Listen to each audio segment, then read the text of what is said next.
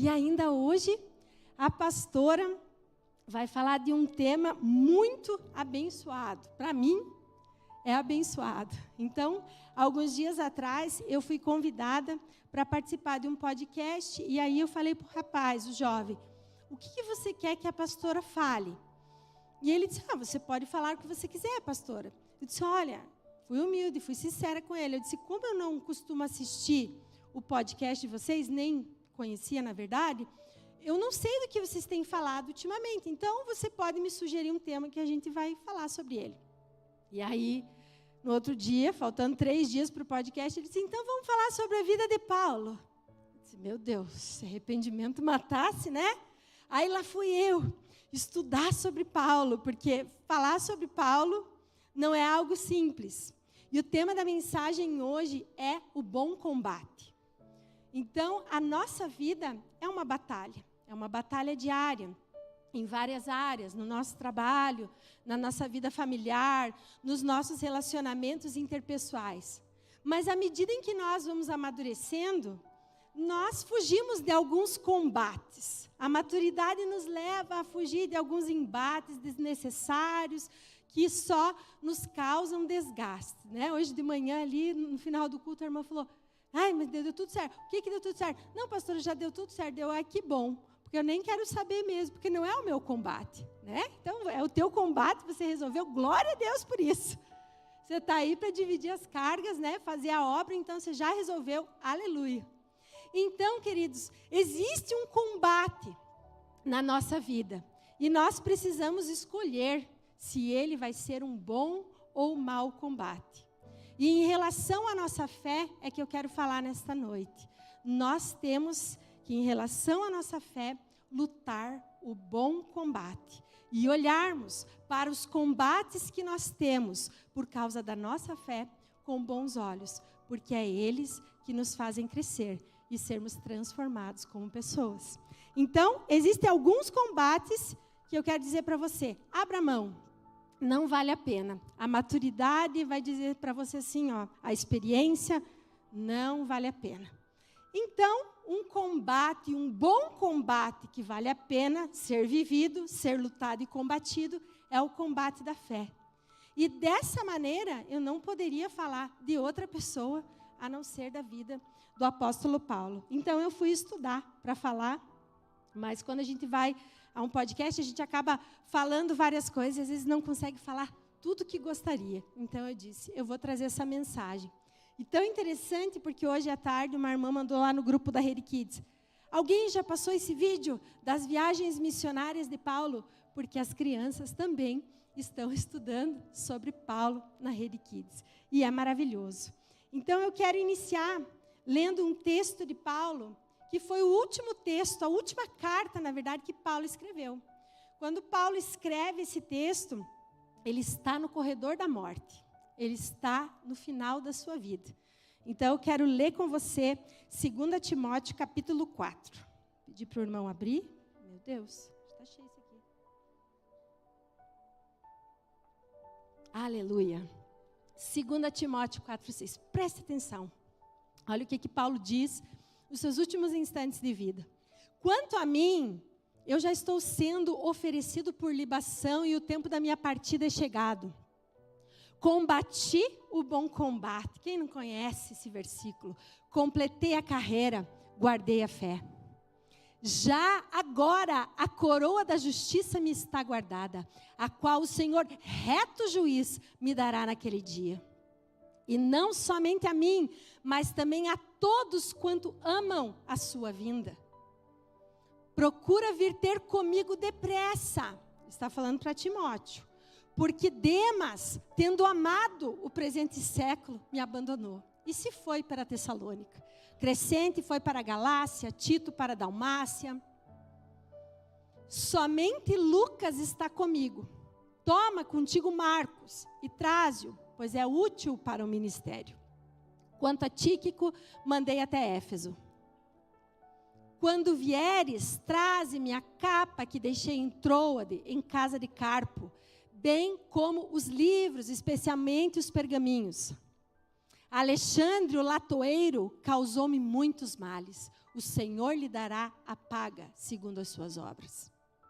Tu guarda-te também dele, porque resistiu fortemente às nossas palavras. Na minha primeira defesa, ninguém foi a meu favor. Ele está preso, esperando julgamento. Na minha primeira defesa, ninguém foi a meu favor. Antes, todos me abandonaram. Que isto não lhe seja posto em conta. Mas o Senhor me assistiu e me revestiu de forças, para que por meu intermédio a pregação fosse plenamente cumprida e todos os gentios a ouvissem. E fui libertado da boca do leão. O Senhor me livrará também de toda obra maligna e me levará salvo para o seu reino celestial. A Ele glória pelos séculos. Amém. Aleluia. Deus. Queridos, como eu já disse, Paulo está no corredor da morte, escrevendo essas palavras. E eu quero apresentar de uma maneira humilde para vocês, de uma maneira geral, a vida do apóstolo Paulo nessa noite. Este homem que escreveu 13 dos 27 livros do Novo Testamento, que percorreu impérios plantando igrejas nas províncias da Galácia, da Macedônia, da Acaia e da Ásia Menor. Esse homem que morreu pobre, cheio de cicatrizes, abandonado numa masmorra e posteriormente degolado. Mas não só foi, mas é mais conhecido e influente do que todos os Césares que existiram em Roma. Podemos chamá-lo do maior pastor do cristianismo, o maior teólogo, o maior missionário e o maior plantador de igreja de todos os tempos. Em Filipenses, não precisa abrir, em Filipenses, a palavra de Deus fala, no capítulo 3, do verso 5 ao 6, que ele foi circuncidado ao 8º dia, da linhagem de Israel, da tribo de Benjamim, hebreu de hebreus, quanto à lei fui fariseu, quanto ao zelo persegui a igreja, quanto à justiça que há na lei, irrepreensível. Ele era um judeu puro sangue. Também em Atos 22, 3, diz que Paulo nasceu em Tarso da Cilícia. Portanto, ele também tinha cidadania romana. Ele era judeu com cidadania romana. Diz também, em Atos 22, eu sou judeu, nascido em Tarso da Cilícia, mas criado nesta cidade, instruído aos pés de Gamaliel, conforme a precisão da lei de nossos pais, sendo zeloso para com Deus. Então, Paulo era zeloso, ele era um fariseu que guardava a lei. Ainda jovem, ele foi enviado a Jerusalém para morar com a sua irmã que morava lá e aprender aos pés do rabino mais famoso da época, que era o rabino Gamaliel, aos pés de Gamaliel. Gamaliel era sobrinho neto do maior rabino que houve em Israel, que era o rabino Rei Léo. Então, ele estava aos pés dos melhores. E Paulo, ele tinha tudo para ser o próximo líder do cristianismo, o próximo líder do judaísmo. Em Gálatas 1,14, nos mostra que ele se demonstrou zeloso pela lei e se destacou como um homem forte, um homem poliglota, de um conhecimento enciclopédico, como poucos, e esse sendo, então, o maior candidato a ser o próximo líder do judaísmo. Porém, queridos, na mesma proporção em que Saulo se fortalecia em Jerusalém, havia um rabino, numa cidade pequena, não na decantada Jerusalém, não perlustrando os bancos de uma academia teológica, assim como Saulo fazia, mas na Galileia, um homem carpinteiro que com as suas mãos calejadas, aos seus 30 anos de idade, se dirige até o Rio Jordão e vai ao encontro de João, e ali é batizado. E ali ele começa o seu ministério. E o ministério desse rabino não era como o ministério dos escribas e fariseus, porém era um ministério que havia poder e autoridade. Aleluia! Jesus orava e os cegos viam. Jesus falava, aleluia, e os mortos ressuscitavam. Os mudos falavam, os cegos viam. E isso provocou ódio no Sinédrio, provocou incômodo nos fariseus. E então eles começaram a perseguir o rabino da Galileia. Perseguiram esse rabino, mandaram prender esse rabino, depois mandaram crucificar esse rabino e, por fim, mataram a Jesus. Mas o rabino da Galileia, ele desce às profundezas. Aleluia. Ele entra nas entranhas da morte. E o seu sepulcro, o seu túmulo, ele abre, meus queridos, de dentro para fora. Aleluia. E isso cai como uma bomba no arraial do inimigo. Cai como uma bomba para o Sinédrio. E é nesse momento que essa bomba da ressurreição cai. É quando Jesus consuma a sua obra pela qual ele veio fazer na terra. É então que se levanta Saulo com um braço forte, respirando ódio contra os cristãos. E ele se levanta contra o maior perseguidor do cristianismo. E o Novo Testamento, ele faz um relato de Paulo. Em Atos 9:1, diz que Paulo, ele era uma fera indomável. Diz em 1 Timóteo 1,13 que Paulo se autodefine como blasfemo, como insolente e como perseguidor. Também diz em 1 Coríntios 15:9, ele declara que ele era o menor dos apóstolos, porque não tinha nem direito de ser chamado assim por perseguir a igreja. Também em Atos 8:3 diz assim: entrava nas casas para arrastar homens e mulheres para as prisões, e assim ele assolava a igreja de Deus. Você sabe o que é assolar, né? Assolar é não sobrar nada. Ele entrava nas casas e arrastava homens e mulheres para a prisão. Também fala em Atos capítulo 9, versículo 23, que ele exterminava os discípulos de Jesus. E exterminar, meus irmãos, não é prender, não é açoitar. Exterminar é matar. Então, Paulo, em outro texto, diz que ele respirava ameaças de morte contra os cristãos. Essa é a descrição de Paulo no Novo Testamento.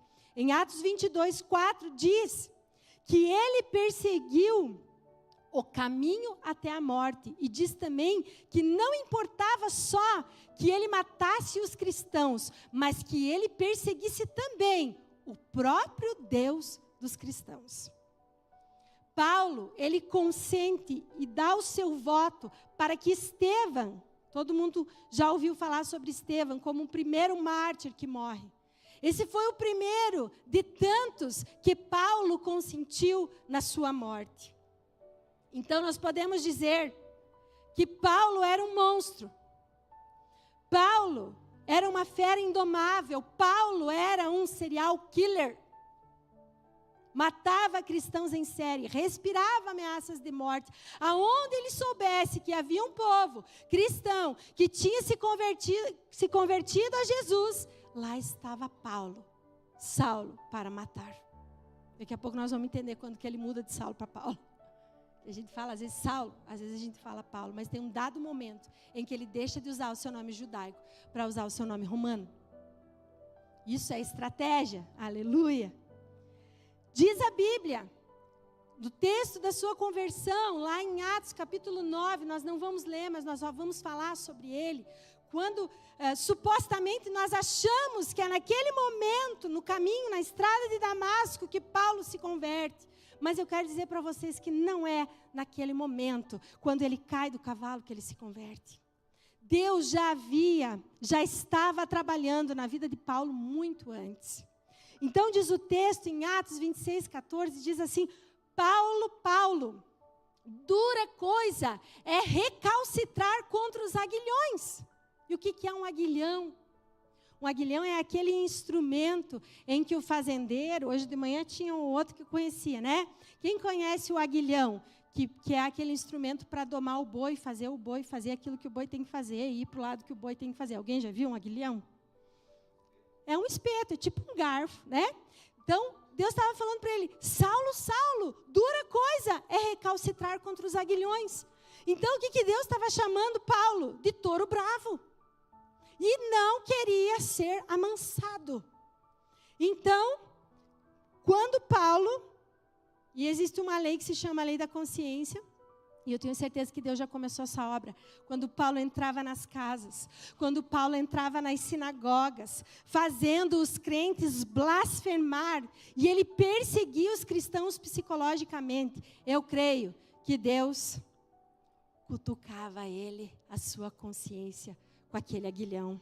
Toda vez que ele arrastava homens e mulheres, toda vez que ele consentia na morte dos cristãos. Dura coisa, Paulo, é recalcitrar contra os aguilhões. E lá estava Deus, espetando Paulo na sua consciência. Eu pergunto para você, quando você faz alguma coisa errada, o Espírito Santo não cutuca você com o aguilhão da tua consciência? Então, nós não podemos nos enganar de que a conversão de Saulo, ela começa apenas naquela estrada de Damasco. Pelo contrário, Deus já recalcitrava a consciência de Paulo toda vez que ele perseguia não só os cristãos, mas também, como ele mesmo dizia, me importa também perseguir o Deus dos cristãos. Aleluia, até o dia... Em Atos capítulo 9, versículo 1 em diante, você vai ler. Paulo sabe que lá em Damasco havia um povo que estava se reunindo em torno de Jesus de Nazaré, crendo no Galileu. E então ele sobe lá. Diz o texto que ele respirava ameaças de morte. Imagina o que o Paulo não ia fazer lá em Damasco. Mas no momento da sua ida a Damasco, em cima do seu cavalo, ele vê uma forte luz e uma forte voz que grita, diz o texto que a voz grita: Saulo, Saulo, por que me persegues? Dura coisa é recalcitrar contra os aguilhões. E Saulo cai e fica cego naquele momento. E naquele momento ele reconhece que era Deus que estava falando com ele. E naquele momento, o touro bravo está caído. Naquele momento, o touro está vencido. E o maior perseguidor do cristianismo agora está convertido. Fecha-se aqui o primeiro capítulo da história da vida de Paulo. Amém? Pegou até aí, irmão? Aleluia! Quantas vezes nós recalcitramos contra os aguilhões? Quantas vezes a nossa conversão ela não começou somente quando a gente veio e sentou nos bancos da igreja, mas o Espírito Santo já recalcitrava a nossa consciência lá no mundo, porque ele tinha um propósito na nossa vida. E agora abre-se um novo capítulo na vida de Paulo, que é o capítulo para a preparação para o ministério.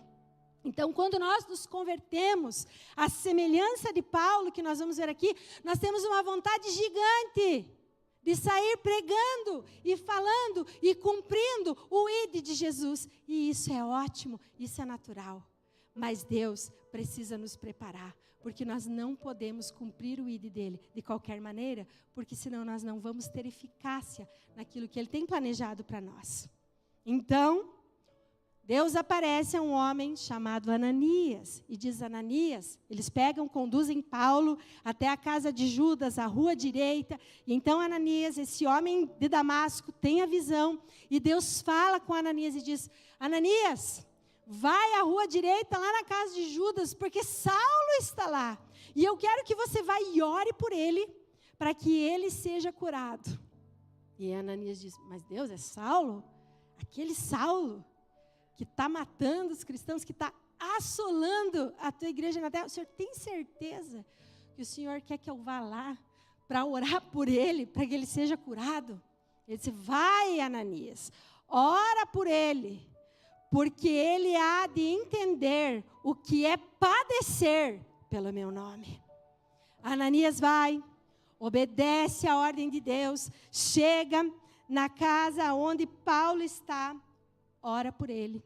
Diz que Paulo é batizado, é curado, volta a ver, é batizado no Espírito Santo e então sai a pregar nas sinagogas. Aleluia. E a partir daí, ele começa a pregar e diz para os judeus, Jesus é o Messias. Veja que Paulo está querendo pregar para os judeus, mas o plano de Deus é que Paulo pregue para os gentios. E aí começa a preparação de Paulo. Atos capítulo 9, versículo 20. Olha Paulo nas suas primeiras pregações, nas sinagogas onde ele estava. Diz o versículo 20, e logo pregava nas sinagogas a Jesus, afirmando que este é o Filho de Deus. Versículo 20, ele afirma que Jesus é o Filho de Deus. Versículo 21, ora, todos os que ouviam estavam atônitos e diziam, não é este o que exterminava, porque não havia outra palavra. Não é o que perseguia, mas era o que exterminava em Jerusalém, os que invocavam o nome de Jesus, e para aqui veio precisamente com o fim de nos levar amarrados aos principais sacerdotes. Olha o medo que o povo tinha dele. Como é que Paulo vai querer pregar? Esse homem é terrível. Esse homem é um touro brabo. Esse homem é uma fera indomável. Esse homem é um blasfemo. É a nova estratégia dele. Para nos pegar, olha o que eles pensaram. Vai nos amarrar e vão nos levar aos principais em Jerusalém, aos fariseus. Versículo 22. Saulo, porém, mais e mais se fortalecia e confundia os judeus que moravam em Damasco, demonstrando que Jesus é o Cristo. Então, existe uma diferença do versículo 20 para o versículo 22. Versículo 20, Paulo afirma que Jesus é o Messias. No verso 22, passam-se 3 anos, a história fala, quando Paulo retorna para Damasco. E o que acontece no versículo 22, quando Paulo ele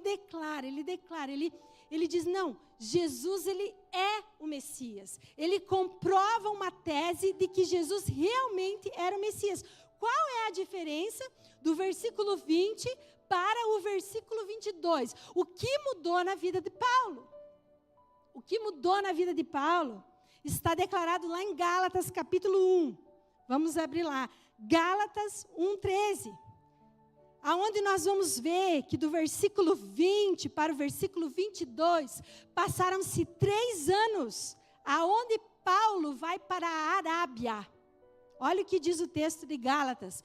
Porque ouvistes qual foi o meu proceder outrora no judaísmo, como sobremaneira perseguia a igreja de Deus e a devastava, exterminava, devastava. Eram as palavras que estavam amarradas à identidade de Paulo. E na minha nação, quanto ao judaísmo, avantajava-me a muitos da minha idade, sendo extremamente zeloso das tradições de meus pais.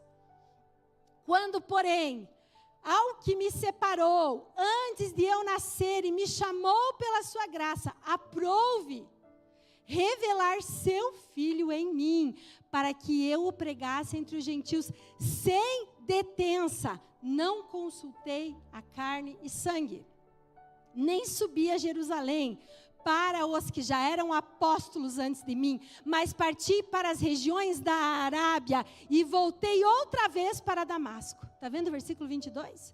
Primeiro no 20 ele afirma, depois ele comprova a sua tese. O que ele ficou fazendo? Decorrido 3 anos, então subi a Jerusalém, já vou continuar daí. Então ele volta para Damasco e ele fica fazendo o quê? 3 anos na Arábia.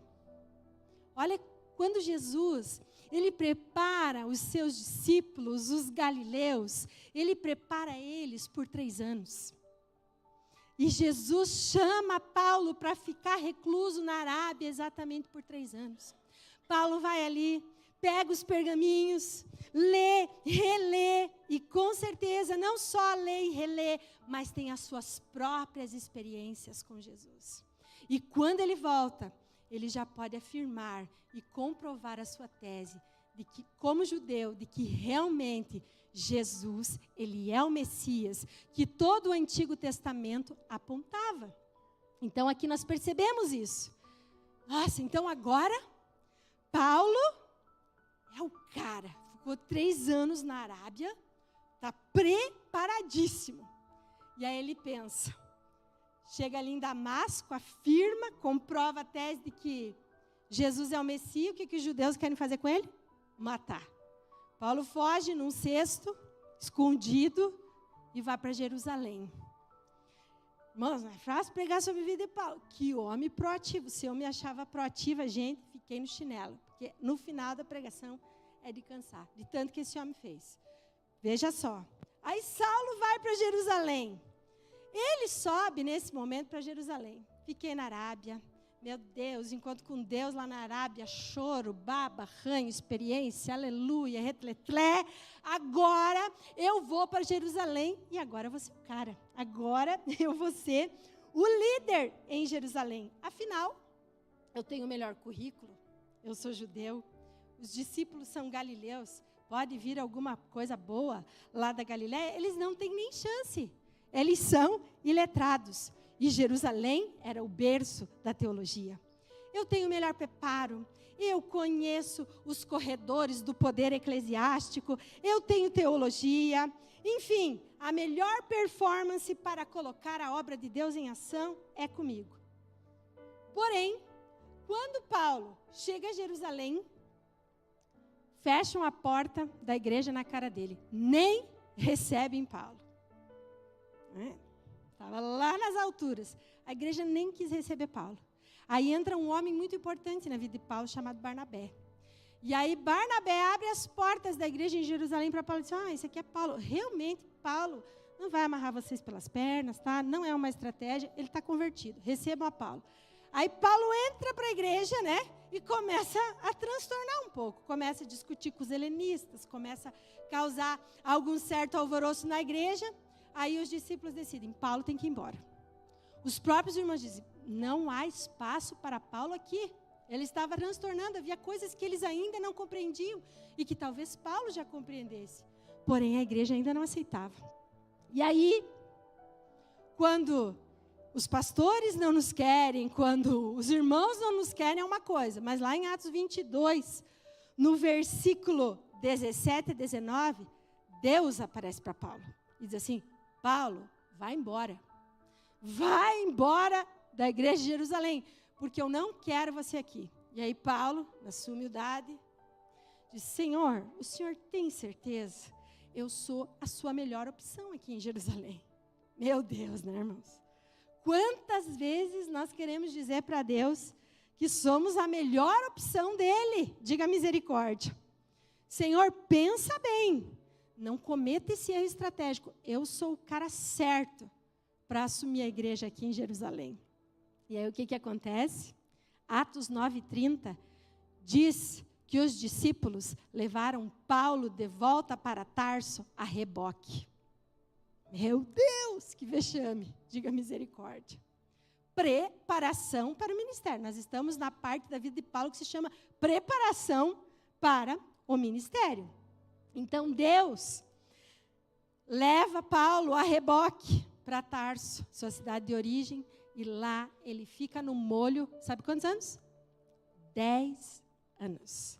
Paulo fica lá, longe dos holofotes, aparentemente meio esquecido. E o pior é que a Bíblia fala, lá em Atos 9:31, que quando Saulo sai de Jerusalém, a igreja volta a ter paz e começa a crescer. Diga misericórdia, né? Tem gente que é assim. Que a igreja voltou a ter paz, voltou a crescer. Diga misericórdia, eu fico só imaginando, Senhor. Então Deus, Ele estava trabalhando nele para trabalhar através dele. Então, às vezes a gente quer que Deus nos use, que Deus, trabalhe através de nós. Mas Deus, Ele está muito mais interessado em quem nós somos do que no que nós fazemos. E então, Paulo entendeu uma lição muito importante nesses 10 anos, que tudo depende de Deus e não da minha performance. E é assim que é. Nós podemos usar muitas estratégias. E nós vamos ver Paulo fazendo isso aqui. Porém, a excelência do poder de Deus, ela está em vasos de barro. Nós viemos para o culto, a gente vem essa semana, visitamos os irmãos, falaram, não, eu acho que para o culto não pode sair de casa, de chinelo, de bermuda. Eu fico horrorizado no verão, aqueles irmãos vêm meio de pijama, levantam da frente da televisão e vêm para o culto. Eu disse, você está certo? Porque a gente vai para o culto para honrar a Deus. Não precisa vir, com uma roupa chique, mas tu não vai vir de qualquer maneira, sabe por quê? Porque quando tu não toma um banho, tu não bota uma roupa e se prepara, você não cria expectativa. Você não honra o lugar que você veio, você não honra o Deus que você veio servir. Então, existem algumas estratégias para que nós venhamos evangelizar e ganhar as pessoas também. Porque o nosso Deus merece o nosso melhor. Você não vai diante de um juiz de qualquer maneira, de chinela. Você não abre a boca diante de um juiz o tempo todo. Tem hora correta para falar. E Deus é altíssimo. Nós temos que nos portar também da forma correta diante dele. E aqui, nesses totais de 13 anos, Paulo estava sendo preparado para o ministério. E agora vai acontecer a primeira viagem missionária, aonde Paulo não é o titular, mas ele é o reserva. Mas é a primeira viagem missionária que Paulo vai fazer. O que acontece? 10 anos depois, explode um avivamento em Antioquia, que era a terceira cidade maior naquela época do mundo. E a igreja de Jerusalém diz, Barnabé, você vai para Antioquia pregar a palavra. E aí Barnabé pensa, puxa, eu vou levar o Saulo. Eu vou levar ele comigo nessa viagem. E também vou levar o João Marcos, o Marcos comigo. E aí, Barnabé vai lá e diz, Saulo, vamos comigo, eu vim te buscar, para que a gente venha, então, sair nessa nossa primeira viagem missionária. Aqui começa a primeira viagem, são 4 viagens. Fica atento, que quando terminar a quarta, eu termino a mensagem, fica tranquilo. Aí, na primeira viagem missionária, Paulo vai a Antioquia como um reserva. Mas lá pelas tantas, eles encontram o procônsul, que era um homem, que eu não vou falar em detalhes dele, mas eu penso que ele era um homem que tinha sede das coisas de Deus, porque junto com ele andava Elimas, que era um mágico. Então, procônsul, ele tinha uma superstição, o procônsul, ele tinha uma sede do sobrenatural, ele tinha uma vontade de buscar algo que era sobrenatural. E quantos de nós, antes de vir para Jesus, buscamos em muitos lugares, porque tínhamos sede do espiritual, porém estávamos buscando nas fontes erradas. E quando Paulo e Barnabé encontram esse procônsul que quer ouvir o que eles estão pregando, Elimas, que andava com eles, se opõe. E é nesse momento que Paulo repreende Elimas e diz, Elimas, servo de Satanás, eis que ficará cego por um tempo determinado, porque está se opondo a Deus, se opondo ao Evangelho. E naquele momento diz que Elimas, ele fica cego. E o procônsul, ele começa a crer no Evangelho e entrega a sua vida para Jesus, por ver aquele sinal miraculoso. E nesse momento, talvez nesse momento, foi a gota d'água, ou nesse momento, acontece algo em que Paulo passa do reserva, em que Saulo passa de ser o reserva para ser o titular da viagem missionária. Por quê? É porque Deus é que nos levanta. Você entende isso? Não foi Paulo que quis tomar o lugar de Barnabé, mas Deus derramou da porção dele sobre a vida de Saulo naquela viagem. E a partir daquele momento, Saulo estrategicamente não usa mais seu nome judeu. E é nesse momento, depois da conversão do procônsul, que Saulo usa o seu nome de Paulo. E a partir dali, ele começa a se chamar de Paulo, que é o seu nome romano.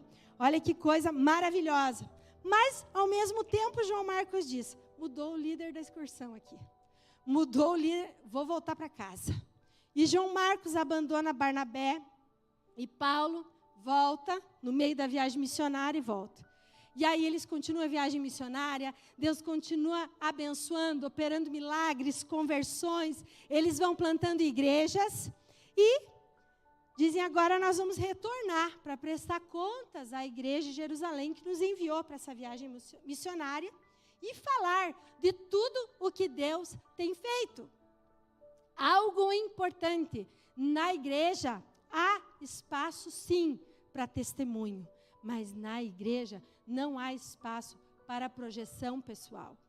Então, quando Paulo e Barnabé, eles vão falar e testemunhar em Jerusalém daquilo que Deus estava fazendo através da vida deles.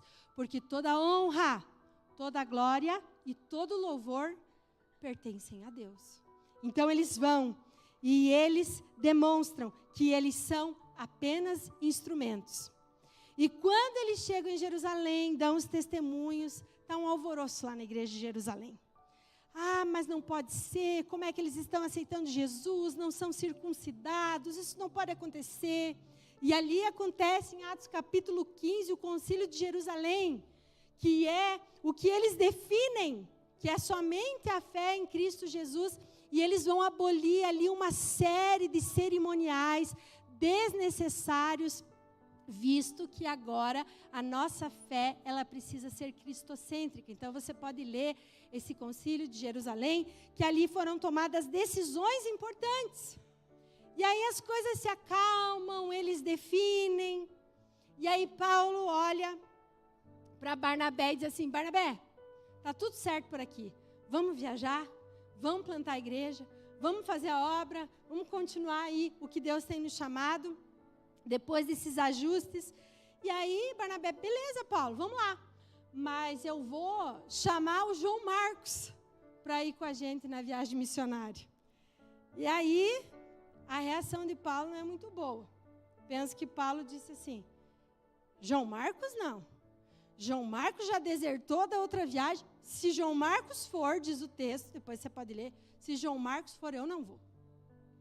Você já se sentiu uma pessoa não bem querida, não bem quista no meio de alguém, às vezes, né?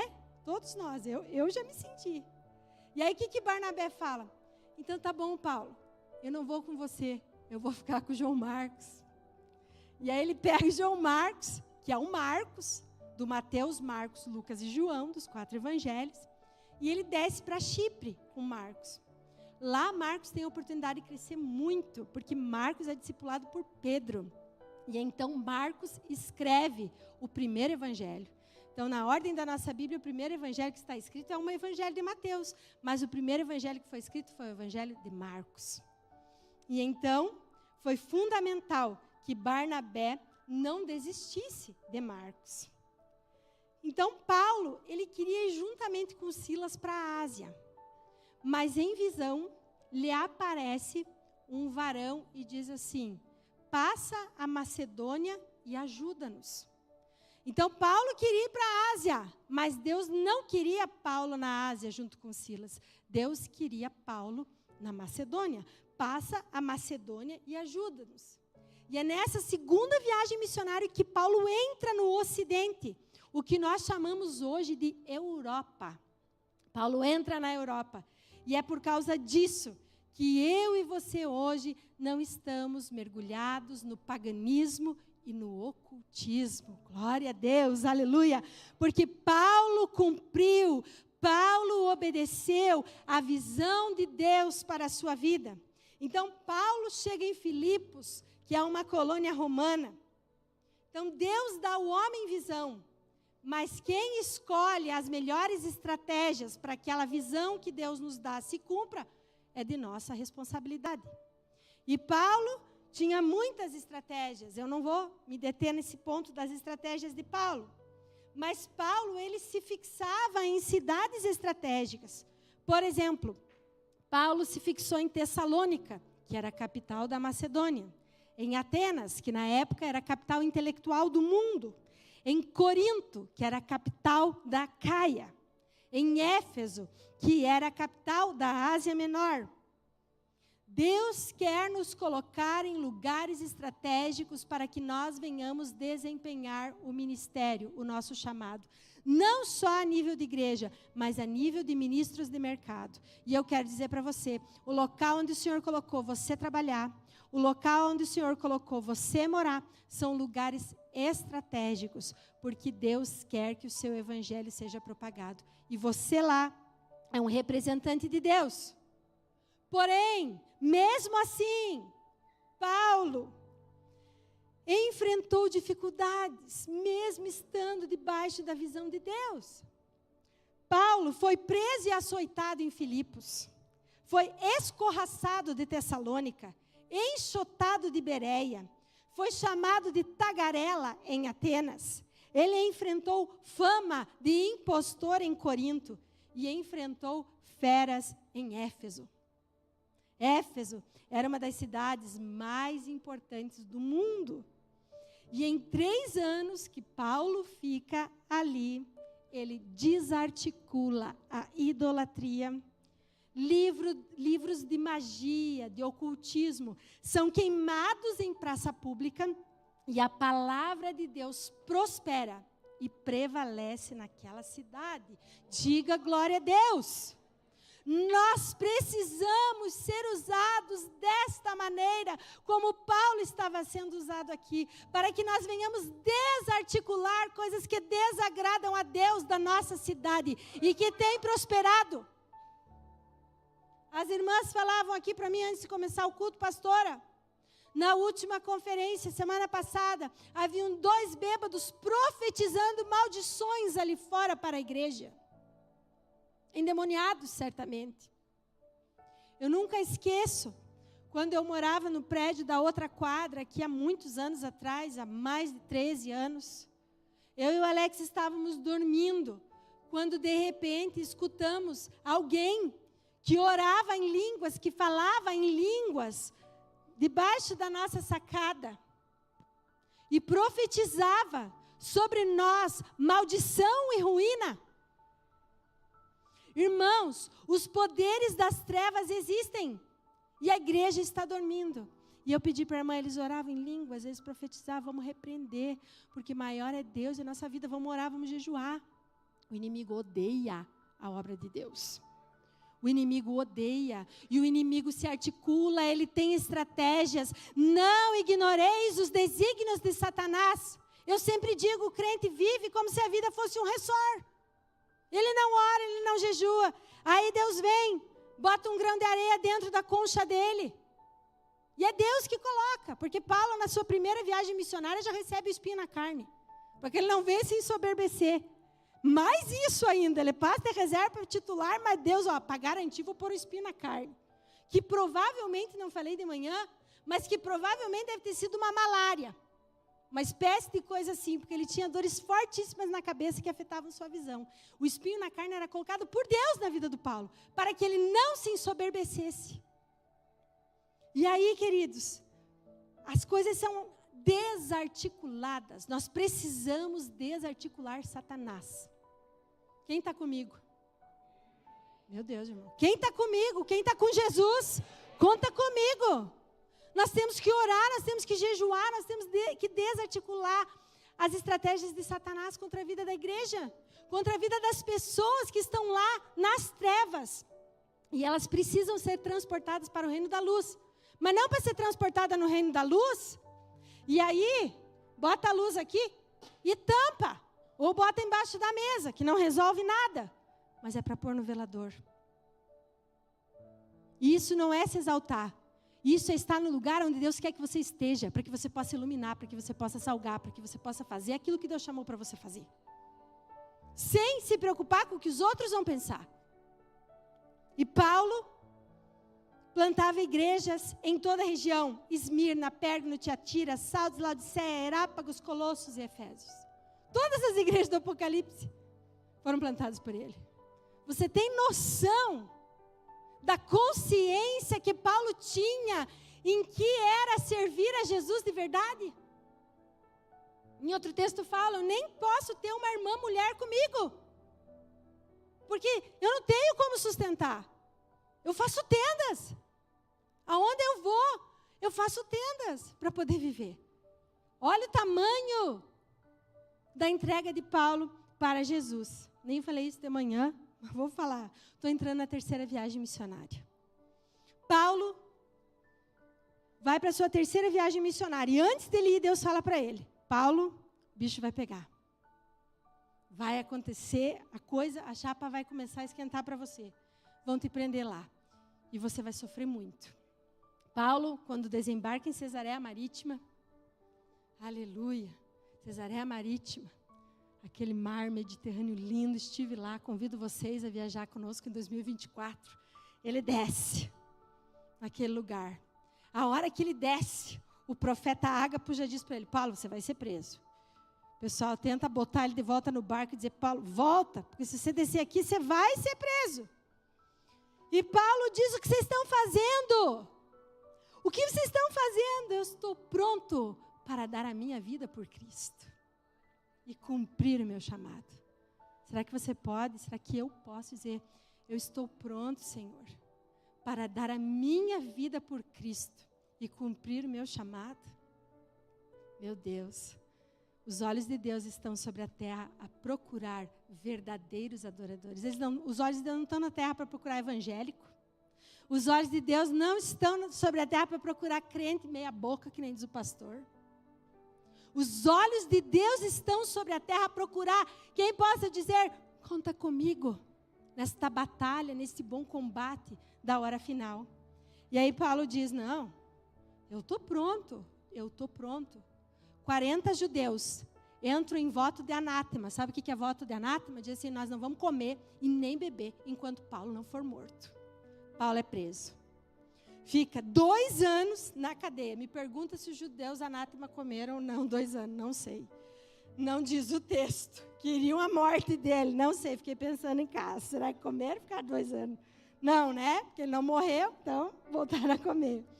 E aí, em Atos 23:11, Deus aparece para Paulo e diz assim: coragem, assim como você deu testemunho em Jerusalém, eu quero que você dê testemunho de mim também em Roma. Paulo fica 2 anos em Cesareia, sendo acusado, e aí ele diz: não, eu não quero mais ficar aqui. Eu tenho cidadania romana e eu quero ser julgado em Roma. Me levem para Roma. Aí pensaram: ótimo, quando Paulo for para Roma, a gente já aproveita, nem permite que ele chegue em Roma, a gente já mata ele no meio do caminho e o serviço está feito. Paulo entra no navio com 276 pessoas naquele navio e Paulo vai em direção ao seu destino, que era Roma, para que ele pudesse ser julgado por Nero. Navio pega uma tempestade imensa, o navio naufraga. Um anjo aparece para Paulo e diz: Paulo, calma, vocês não vão morrer. Essa tempestade aqui é da minha vontade. E aí diz o texto que eles passaram a noite pensando e orando e pedindo a Deus, de não quer morrer. Quando o dia amanhece, eles veem uma porção de terra. O que era aquela porção de terra? Era a ilha de Malta, que hoje pertence ao território britânico, a ilha de Malta. Chegam até Malta, muito frio, o inverno já tinha começado, fazem ali a fogueira para se aquecer. Paulo, interessado em manter aquele fogo, começa a jogar graveto, uma víbora pica a mão de Malta. Mas é um amaldiçoado mesmo. O barco naufragou, agora é picado por uma víbora, vai morrer. Vai inchar, vai morrer.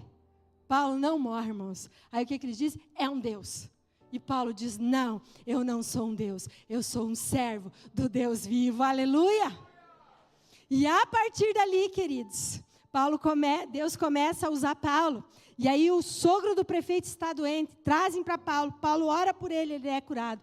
Vem uma quantia imensa de enfermos, Paulo ora por aqueles enfermos e é curado. E diz que Paulo fica em Malta durante aquele inverno rigoroso e todas as suas necessidades são supridas. E aí, algema Paulo, ele vai para Roma e chega em Roma algemado e fica na prisão. Meu Deus! Lá está Paulo na prisão, mas esse homem, ele não crê no acaso, ele não crê no azar, ele não crê no misticismo, Paulo não crê no olho gordo, mas ele sabe que a mão de Deus é que dirige o seu destino. Você tem essa confiança, meu irmão? Aleluia! Então, Diz uma tese que as igrejas, com o testemunho de Paulo, ficaram encorajadas a pregar, porque eles estavam soltos e estavam fazendo menos do que Paulo, que estava preso. Diga misericórdia. E existe uma tese que diz que quando os seus pastores, e eu não gosto dessa tese, são levados para a cadeia, a igreja se aviva. Diga misericórdia, irmão. Eu não quero ser presa, nem eu, nem o pastor Alex. Mas tem pastor aí que não está preso no Brasil só pela glória e pela graça de Deus. Porque é Deus que comanda o nosso destino. Nós só vamos para o Chilindró, se Deus assim permitir. E aí nós vamos ganhar ainda pessoas na cadeia para Jesus. E se Paulo não estivesse preso, nós não teríamos as pérolas das cartas de Efésios, Filipenses e Colossenses, porque enquanto ele estava preso, ele estava escrevendo. E o propósito de Deus ter levado Paulo a Roma, Nero nem sonhava, mas Deus estava colocando dentro de Roma o seu melhor e o seu maior missionário. E toda a guarda pretoriana, que era a guarda de elite do Império Romano, que era composta por 16 mil homens, estavam ouvindo falar de Cristo Jesus. Meu Deus, irmãos, era da igreja se sentir lá fora mesmo envergonhada, porque o que Paulo estava fazendo preso era extraordinário. E nós precisamos colocar, como dizia a minha avó, bota a mão na consciência. O que está acontecendo com a tua vida? O que está acontecendo com a tua fé? E aí Paulo, ele pede oração, porque ele diz, eu quero ser solto, eu não quero ficar preso aqui. A igreja ora e Paulo é solto. Ai, agora deu, né? Agora chega. Não tem aposentadoria na vida do crente. Paulo queria ser solto, porque ele queria ainda cumprir o propósito que Deus tinha na vida dele. E Paulo vai para a sua 4ª e última viagem missionária. Provavelmente Paulo vai à Espanha, porque era o seu desejo. Mas o que acontece em Roma, enquanto Paulo vai para a Espanha? Historicamente diz que no dia 17 de julho do ano de 64, depois de Cristo, houve um enorme incêndio em Roma. Esse incêndio durou 7 noites e 6 dias. E 10 dos 14 bairros de Roma foram totalmente destruídos. E os 4 que restavam, mais preservados, eram os bairros onde os judeus e os cristãos se encontravam. Então, obviamente, Nero pensa, é criminoso. É uma rebelião. E o que acontece? Houve um grande massacre dos judeus naquele momento. Faltou madeira para crucificarem os judeus. Porque os judeus e os cristãos. Faltou madeira, porque a condenação de Roma era a cruz. Faltou madeira. Aí o que eles começaram a fazer? Pegavam os cristãos, amarravam nos postes, untavam com piche para iluminar as noites de Roma. E assim foi que aconteceu. E aí Nero pensou, aonde está o líder deles? Eu quero Paulo. Paulo está na casa de Carpo, em Troade. E aí nós voltamos para encerrar com aquele texto que lemos inicialmente de 2 Timóteo. Com certeza, quando os soldados chegam para prender Paulo, arrastam Paulo, ele não tem tempo de levar sua capa, ele não tem tempo de pegar os seus pergaminhos, porque Paulo era um homem que tinha o gosto pelo estudo, e isso é maravilhoso, nós temos que ter esse gosto pelo estudo, pela leitura. E então Paulo é levado para uma masmorra úmida e fétida, onde ele escreve 2 Timóteo capítulo 4, que nós lemos inicialmente. Como esse homem se sente?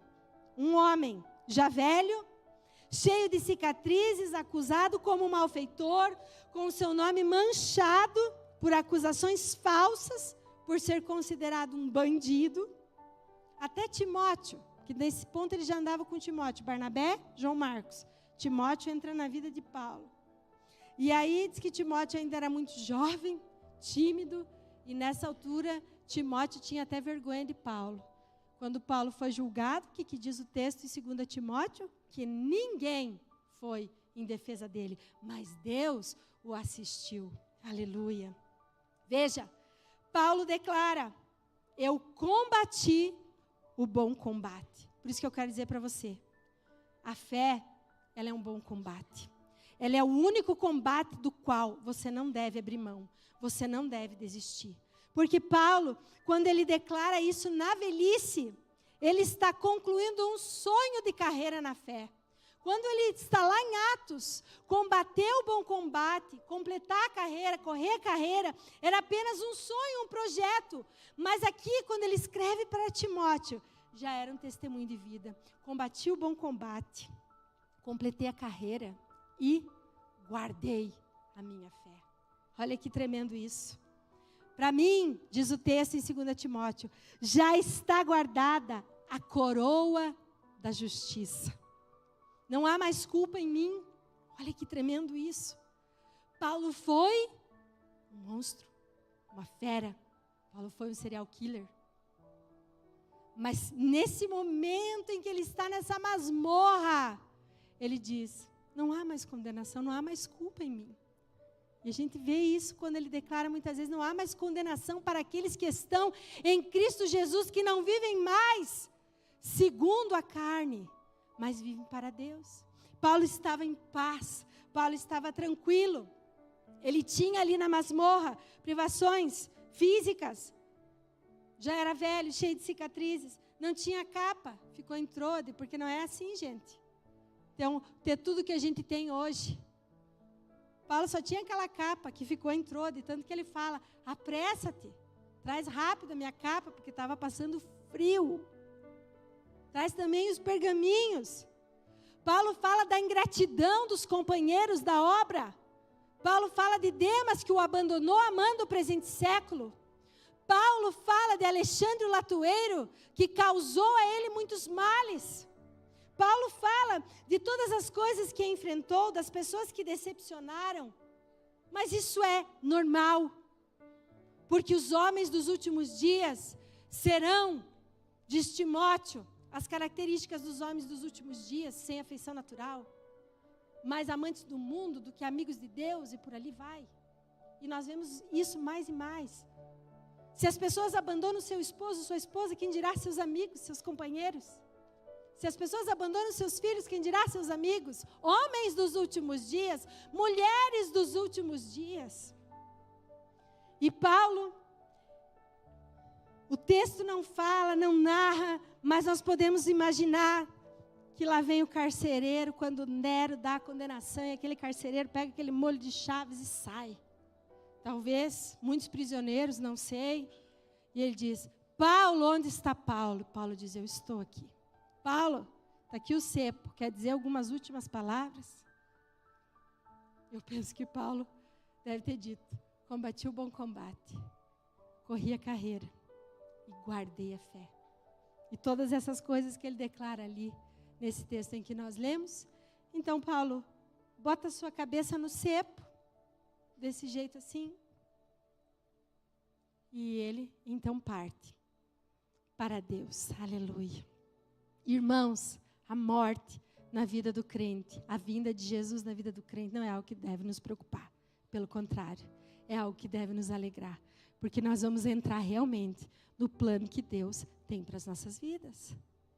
E Paulo tombou na terra como um mártir e foi recebido no céu como um príncipe. Paulo, de perseguidor, se tornou perseguido, se tornou um mártir. E ele declara, sede meus imitadores, porque eu sou imitador de Cristo. Será que nós podemos dizer nesta noite? Sede meus imitadores, porque eu sou imitador de Cristo. Esse é o evangelho, esse é o cristianismo. Não é sobre esse tempo que estamos vivendo, mas é sobre um tempo onde os valores não eram líquidos, não iam ralo abaixo. Mas era um tempo aonde se conservava a fé e os valores cristãos. Deus não está procurando evangélicos. Deus está procurando homens e mulheres convertidos. Se coloque de pé nesse momento. Aleluia. A Ele, Paulo termina dizendo: a Ele, pois, a honra, a glória pelos séculos dos séculos. Amém. Aleluia.